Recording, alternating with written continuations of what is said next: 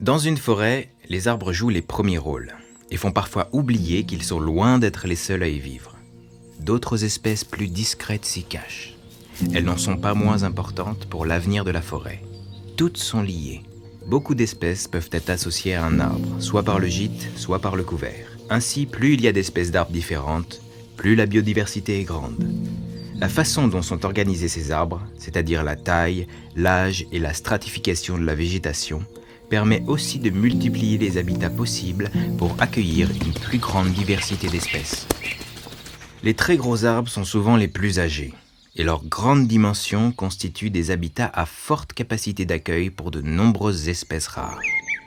Leur présence est un élément de stabilité essentiel pour la biodiversité de la forêt. L'exploitation du bois en réduit forcément le nombre, mais en protéger 5 à 10 à l'hectare au-delà de l'âge d'exploitation est essentiel. Pour un œil non averti, les cavités, les écorces décollées, quelques branches mortes dans le houppier ou encore des fentes sur le tronc peuvent apparaître comme des défauts. Refuges, lieux de repos ou de reproduction, ce sont ce que les scientifiques appellent des micro-habitats et sont indispensables à la survie de nombreuses espèces. La présence de bois mort a pu également être associée à l'idée d'une forêt sale, d'une mauvaise gestion. C'est pourtant tout le contraire. 25% des espèces d'une forêt naturelle dépendent du bois mort et des très vieux arbres qu'elles participent à recycler.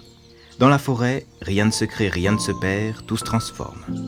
Le bois n'est qu'une étape indispensable à la vie.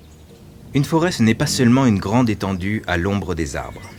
Par touche, la lumière directe y pénètre, créant des milieux ouverts ensoleillés comme des clairières, accueillantes pour des papillons par exemple. Par ailleurs, l'eau crée parfois des milieux aquatiques indispensables pour que la faune boive, mais également pour la reproduction de certaines espèces particulières.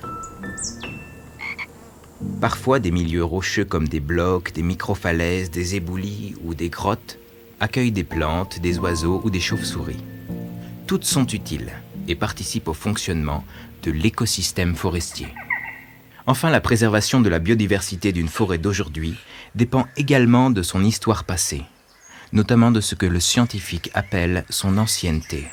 Certaines espèces n'existent que dans les forêts dites anciennes, comme le muguet ou la jacinthe des bois. Si la forêt a été défrichée et cultivée il y a longtemps, même si elle a été reboisée depuis, elles ne seront pas là. Préserver chacune des qualités des forêts permet le maintien d'une grande diversité d'espèces. C'est son assurance vie pour s'adapter, par exemple en cas de changement drastique du climat. Une forêt riche en biodiversité est une forêt pleine d'avenir.